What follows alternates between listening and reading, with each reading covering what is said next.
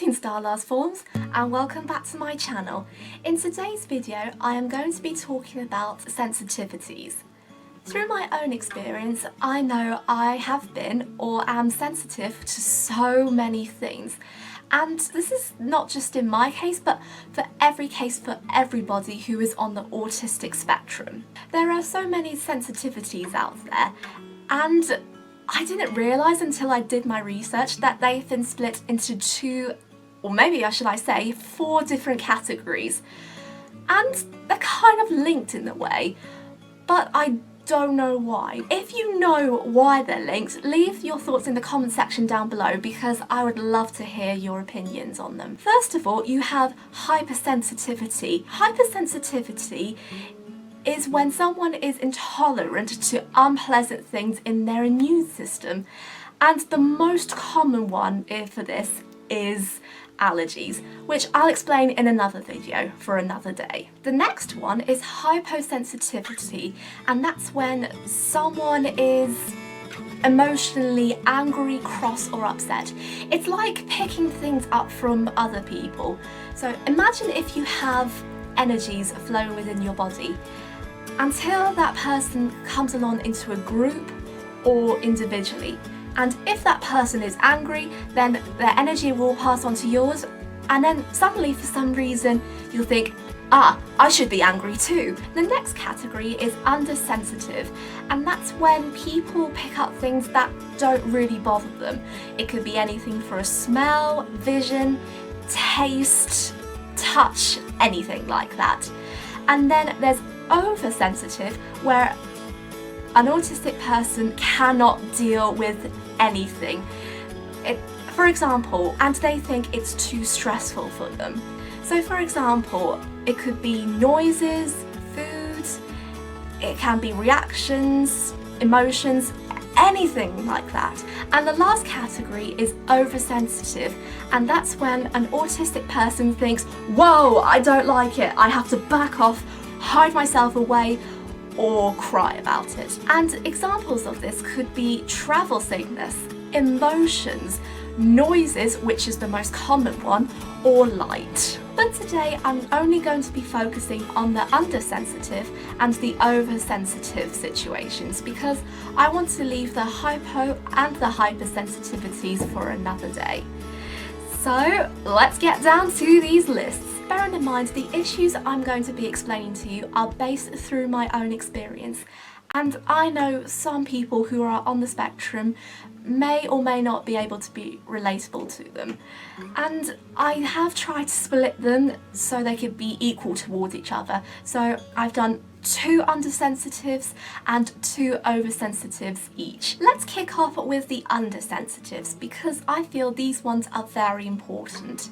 And the first undersensitive I'm going to tell you about is, drumroll please, blurred vision. I don't know if there is a link between autism and epilepsy on this subject, but I feel I have to bring this up because this is something I sort of struggle with a bit at times, but not all the time. So for example, if I was to look at the camera right now, all I could just see is the screen, and the rest of the room, my bedroom, are just blurred, and I don't know if this is my vision telling me only to focus on that while the room gets blurry, just by suggesting, alright, I'll just focus on one point and let the whole room be blurry. But there are other times where I really can't really see the blurred vision at all, and it's especially when I have absent absent seizures, or when I'm daydreaming, causing accidents. Now this one is sort of obvious to me because I have grown up with being undersensitive to accidents. This is going back to my childhood, where one time I leaned myself against the hot radiator and I wouldn't feel a thing. And by the time I pull myself away from the radiator, I just feel this very hot scab and I would cry. And then there have been other times where I've whacked myself into wardrobes, desks, my bed even, and it's only when I hit it then I feel the bruise. It's sort of tricky really, because I don't feel anything until it's actually happened. It's so strange, but it's so mysterious to explain. I don't know if I still have it now, but there's a likely chance that I do. I love spicy foods. Again, this is the most common one for me because I love a little bit of spice. However, I would only eat spicy foods when there is peri-peri chicken at Nando's or the nice peri-peri chicken wrap in Marks and Spencer. My taste buds don't bother with it too much. I can even go higher if I could, but I know my limits and I gotta watch myself.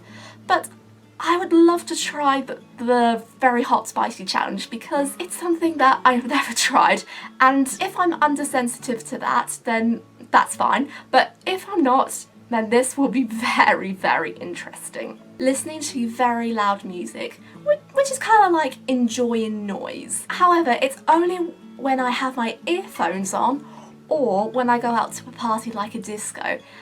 I don't know why, but every time I listen to loud music, I always feel I like to dance along with it. Is it odd? Is it part of that way? Who knows? I always feel that I enjoy myself, and none of this actually bothers me too much. It's a great thing, but I don't know if my hearing would agree, because if I have the music on for too loud, I know my ears will go a bit funny, and I don't want to be deaf by the time I'm 40. So that's the under-sensitivities done. Let's move on to the over-sensitivities. These are things that I may or may not be comfortable explaining too much, but I'll try and keep them as low-key as possible, because I know there are going to be some categories where an autistic person can relate to. So I'll just see how it goes. My first oversensitivity to something is balloons, and that has always been with me since I was a child. I cannot stand balloons when someone scratches them with their fingernails or explode, because every time I hear that sound, I always cover my ears and I tend to jump away like that, thinking, ah no, don't keep that away from me, keep that away from me. I don't remember having a meltdown when these things happened, but I know that I tend to overreact, like jump and feel scared really. I don't know if it counts as a meltdown, but hey, it's just emotions at the end of the day. Over time, I've managed to feel confident with balloons. But if somebody scratches them or attempts to pop them, I don't cover my ears anymore or feel scared. I just slowly walk away saying, okay, I'm gonna go now and do my own thing. But that's a huge relief, because I don't want to panic about it anyway, because there's no point. Teamwork. Now this is the most hardest thing to endure, especially if you are studying at university, at school, or working with a group of colleagues. Some autistic people struggle with cooperating with more than one person in a team. If there are good days, then I'll be alright, but if there were bad days, I'll be like, no, thank you, but I've got to get through this. What I've learned from this is to stay positive and say to my group, don't worry, we've been through this before, we can do it again, I have faith in you. And that's all you have to say in a group, because they want to feel happy and calm and they want to stay positive, especially if the situation is very, very difficult. I know I may have to work in a team another time when I'm working, and that's something I'm gonna have to conquer my fears about. Strong smells. There are smells which I love and there are smells that I don't love. And the smells I don't love are the ones that are extremely strong. An example of this could be beetroot cooking in the kitchen in a pot, because it always tends to make me feel sick, and men's aftershave as well. But if it's mild, then I can easily get away with it and that'll be okay. But if it's a really strong smell, I just think, oh no, don't really want it that much. And lately, I'm starting to see myself that I'm oversensitive with women's deodorants as well, especially ones I use up with mine. And every time I smell it, I always have to open the window or step out of a room. I don't know what's in them that's making me, like, not liking them as much, but I have a feeling it might be something to do with the chemicals, but I just don't know. I don't know. And finally, temper tantrums. A lot of us have been through this process before, especially when we're younger.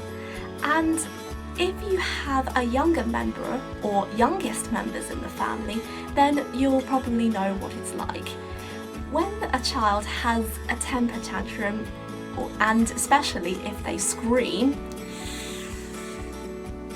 I just think, I just think, oh, just really, really noisy.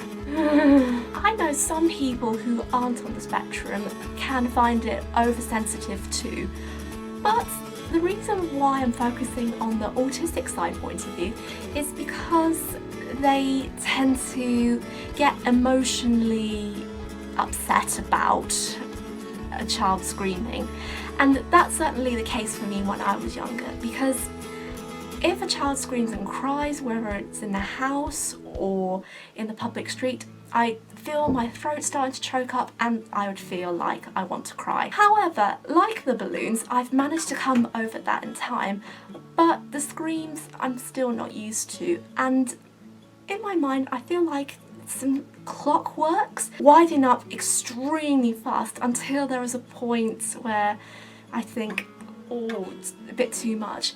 But I have found a solution, not outdoors really, because it is difficult, but in the house. When someone is having a temper tantrum, I would normally go into my room, just staying there until when I'm ready to come out, and to block out the noise I would either listen to music or watch movies, and that's something that just calms me down for a bit and keeps me distracted. And I know you cannot stop a child having a temper tantrum, but finding a solution like the one I suggested is probably the best way to actually distract yourself and feel calm at the same time. So it should be a good thing. And I'm going to leave this video here. This video isn't sponsored by the National Autistic Society, but I have found a really good page by the organisation that talks about undersensitive and oversensitive things and different subjects like hyposensitivity and hypersensitivity. So if you want to read the article, I'll leave the link in the description box below. So I hope you enjoyed the video. If you did, please give it a thumbs up, leave a comment down below, and whilst we're on the subject of leaving the comments down below, I'm going to leave you with a question. What is the one thing that you are undersensitive to and or oversensitive to, and why? Your suggestions may be the ones that I have or may have not suggested, but either way I would love to hear your thoughts. And if you are new to my channel, don't forget to hit the subscribe button and turn on the notification bell for more future videos, and I'll catch you very soon. Goodbye!